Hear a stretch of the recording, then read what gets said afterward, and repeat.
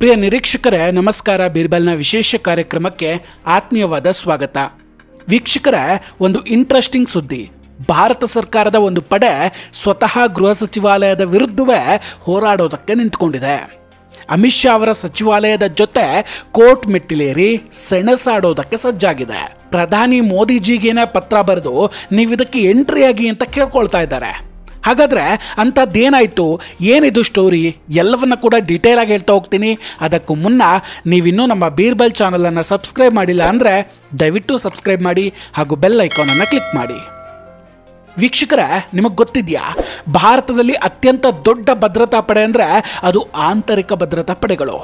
ಈಗ ಭಾರತ ಸರ್ಕಾರದ ವಿರುದ್ಧವೇ ಈ ಪಡೆಗಳು ಸುಪ್ರೀಂ ಕೋರ್ಟ್ನಲ್ಲಿ ಕೇಸ್ ನಡೆಸ್ತಾ ಇದ್ದಾವೆ. CRPS, BSF, CISF, ITBT, SSB ಈ ಎಲ್ಲ ಫೋರ್ಸ್ಗಳು ಗೃಹ ಸಚಿವಾಲಯದ ಅಡಿಯಲ್ಲಿ ಕೆಲಸವನ್ನು ಮಾಡ್ತವೆ. ಈಗ ಗೃಹ ಸಚಿವಾಲಯದ ವಿರುದ್ಧವೇ ಇವುಗಳು ಕೇಸ್ಗಳನ್ನು ಹಾಕಿದೆ. ಯಾಕೆ, ಹೇಗೆ ಅನ್ನೋದನ್ನು ನೋಡ್ತಾ ಹೋಗೋಣ. ವೀಕ್ಷಕರೇ, ಇದು ಇಂಪಾರ್ಟೆಂಟ್ ಆಗಿರುವಂತಹ ವಿಷಯ. ಇದನ್ನು ಅರ್ಥ ಮಾಡ್ಕೊಳ್ಬೇಕು ಅಂದರೆ ದಯವಿಟ್ಟು ಸ್ವಲ್ಪ ಪೇಷನ್ಸಿಂದ ಕಂಪ್ಲೀಟ್ ಆಗಿ ವಿಡಿಯೋವನ್ನು ನೋಡಿ. 1939ರಲ್ಲಿ ರಾಜರ ಆಡಳಿತ ಇದ್ದ ರಾಜ್ಯಗಳು ತೆರಿಗೆಯನ್ನು ಸಂಗ್ರಹ ಮಾಡ್ತಾ ಇದ್ವು. ಆದರೆ ಆ ತೆರಿಗೆ ಸರ್ಕಾರಿ ಖಜಾನೆಯನ್ನು ತಲುಪುವ ಮುನ್ನವೇ ಇದನ್ನು ಯಾರೋ ಲೂಟಿ ಮಾಡಲಾಗ್ತಾ ಇತ್ತು.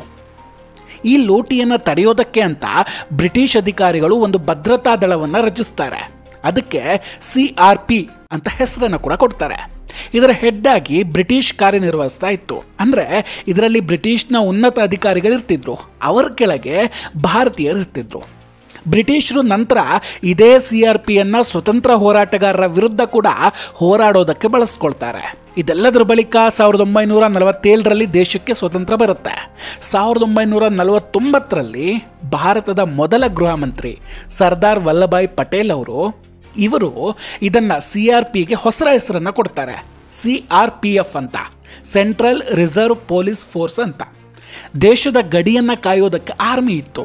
ಆಂತರಿಕ ಭದ್ರತೆಯ ಜವಾಬ್ದಾರಿ ರಾಜ್ಯಗಳ ಪೊಲೀಸರಿಗಿತ್ತು. ಆದರೆ ಅದರ ಜೊತೆಗೆ CRPF ಕೂಡ ಸೇರಿಕೊಳ್ಳುತ್ತೆ. ರಾಜಾಡಳಿತ ಇರುವಂತಹ ರಾಜ್ಯಗಳ ವಿಲೀನ, ಅವತ್ತಿನ ನಕ್ಸಲಿಸಂ ಸಮಸ್ಯೆ ಮತ್ತು ಶ್ರೀನಗರದ ಕಲ್ಲು ತೂರಾಟ ಆಗಿರಲಿ, ಇದನ್ನೆಲ್ಲ CRPF ತುಂಬ ಜಾಗರೂಕತೆಯಿಂದ ನಿಭಾಯಿಸ್ತಾ ಇತ್ತು. ಈ CRPF ಪಡೆಗೆ ಉನ್ನತ ಅಧಿಕಾರಿಗಳೇನಿದ್ದಾರೆ ಅವರನ್ನು ಆರ್ಮಿಯಿಂದ ತಗೊಳ್ದಾಗ್ತಿತ್ತು. ಕೆಲ ವರ್ಷಗಳ ನಂತರ ಆರ್ಮಿ ಜೊತೆ IPS ಆಫೀಸರ್ಗಳನ್ನು ಕೂಡ ಇದರಲ್ಲಿ ನೇಮಕ ಮಾಡ್ತಾರೆ. ಅದಾದ ನಂತರ ಬರ್ತಾ ಬರ್ತಾ ಹೊಸ ಹೊಸ ಭದ್ರತಾ ಪಡೆಗಳ ರಚನೆ ಕೂಡ ಆಯಿತು. 1962ರಲ್ಲಿ ITBT, 1963ರಲ್ಲಿ SSB, 1965ರಲ್ಲಿ BSF, 1969ರಲ್ಲಿ CISF ಹಾಗೂ CRPF ಈ 5 ಭದ್ರತಾ ಪಡೆಗಳು ಸೇರಿಕೊಂಡು CAPF, central armed police forces, ಇದು ಗೃಹ ಸಚಿವಾಲಯದ ಅಡಿಯಲ್ಲಿ ಕೆಲಸ ಮಾಡುತ್ತೆ. 1965ರಲ್ಲಿ ಅಲ್ಲೆಲ್ಲ ಆರ್ಮಿಯ ಆಫೀಸರ್ಸ್ ನಿಯೋಜನೆ ಕಡಿಮೆ ಆಗ್ತಾ ಬಂತು.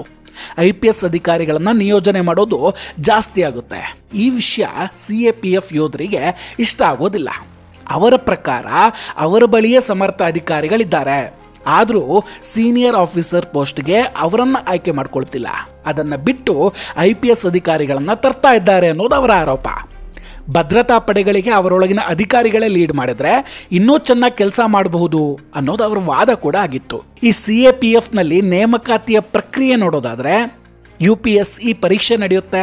ಅದರಲ್ಲಿ ಪಾಸ್ ಆದವರು ಸಹಾಯಕ ಕಮಾಂಡೆಂಟ್ ಆಗ್ತಾರೆ. IAS, IPS ಮತ್ತು ಇತರ ಸೇವೆಗಳಿಗೆ ಆಯ್ಕೆ ಆಗ್ತಾರೆ. UPSC ಮೂಲಕ ಮಾತ್ರ ಇದನ್ನು ಮಾಡಬಹುದು. CAPFನ ಸ್ಟ್ರಕ್ಚರ್ ನೋಡೋದಾದರೆ ಹೆಡ್ ಕಾನ್ಸ್ಟೇಬಲ್, ನಂತರ ASI, ಅವರ ಮೇಲೆ ಇನ್ಸ್ಪೆಕ್ಟರ್, ಅವರಿಗಿಂತ ಮೇಲೆ ಅಸಿಸ್ಟೆಂಟ್ ಕಮಾಂಡ್, ಅವರಿಗಿಂತ ಮೇಲೆ deputy command, second in command, DIG, AIG, ಎಲ್ಲಕ್ಕಿಂತ ಮೇಲೆ DG ಇರ್ತಾರೆ.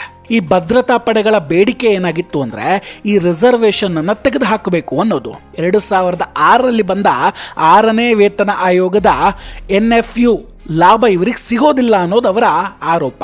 ಅಂದರೆ ನಾನ್ ಫಂಕ್ಷನಲ್ ಫೈನಾನ್ಷಿಯಲ್ ಅಪ್ಗ್ರೇಡೇಷನ್ ಇವರಿಗೆ ಸಿಗ್ತಾ ಇಲ್ಲ ಅಂತ.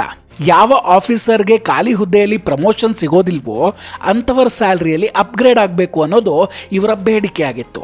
ಅದಕ್ಕಾಗಿಯೇ 2012ರಲ್ಲಿ ದೆಹಲಿ ಹೈಕೋರ್ಟ್ನ ಮೆಟ್ಟಿಲೇರ್ತಾರೆ. 2015ರ ಡಿಸೆಂಬರ್ 3ಕ್ಕೆ ಹೈಕೋರ್ಟ್ CAPF ಪರವಾಗಿ ತೀರ್ಪನ್ನು ಕೂಡ ಕೊಟ್ಟಿತ್ತು.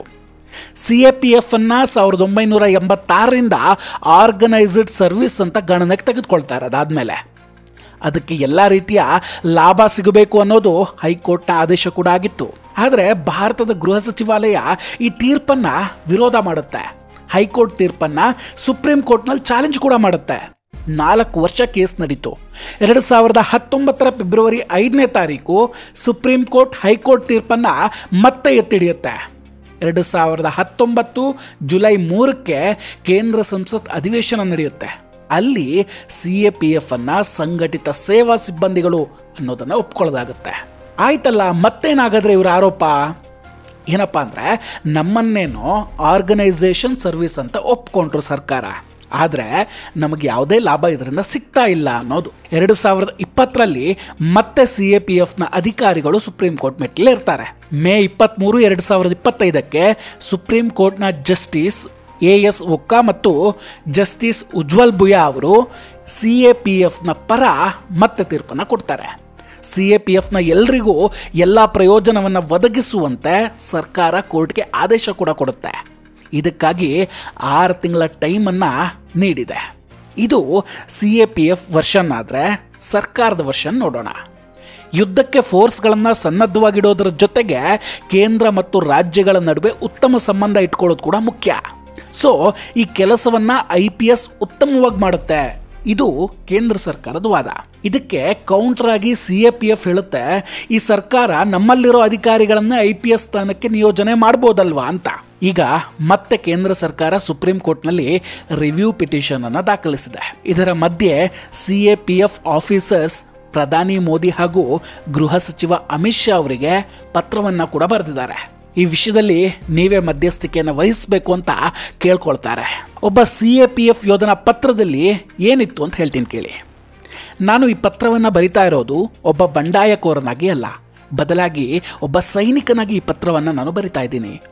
ಗುಂಡಿನ ದಾಳಿಯ ನಡುವೆಯೂ ಎದೆಗೊಟ್ಟು ನಿಂತು ದೇಶವನ್ನು ರಕ್ಷಿಸೋದಕ್ಕೆ 19 ವರ್ಷದಿಂದ ಸೇವೆ ಸಲ್ಲಿಸ್ತಾ ಇದ್ದವನು ನಾನು. ಭಾರತದ ಅತ್ಯಂತ ಕಠಿಣ ಪ್ರದೇಶದಲ್ಲಿ ಸೈನಿಕರನ್ನು ಮುನ್ನಡೆಸಿದವನು ನಾನು. ನಿಮ್ಮ ಭದ್ರತೆಗಾಗಿ 24/7 ನಿಯೋಜಿಸಿದವನು ನಾನು. ಯಾವುದೇ ಅಪಾಯಕ್ಕೂ ಹೆದರದೆ ಕಾರ್ಯನಿರ್ವಹಿಸುವ ಒಬ್ಬ CAPF ಅಧಿಕಾರಿ ನಾನು. ಇಷ್ಟೆಲ್ಲ ಸೇವೆ ಮಾಡ್ತಾ ಇದ್ರು ನಿಮ್ಮ ಸರ್ಕಾರ ಸುಪ್ರೀಂ ಕೋರ್ಟ್ ತೀರ್ಪಿನ ವಿರುದ್ಧ ರಿವ್ಯೂ ಪಿಟಿಷನ್ ಹಾಕುತ್ತೆ. ಇದರಿಂದ ನೀವು ಏನು ಸಂದೇಶ ಕೊಡಬೇಕು ಅಂತಿದ್ದೀರಾ? ನಮ್ಮ ಜೀವನ ಕೇವಲ ಬಲಿದಾನಕ್ಕಾಗಿ ಅಷ್ಟೇ ಇರೋದಾ? ಸನ್ಮಾನಕ್ಕಾಗಿ ಅಲ್ವೇ ಅಲ್ವಾ?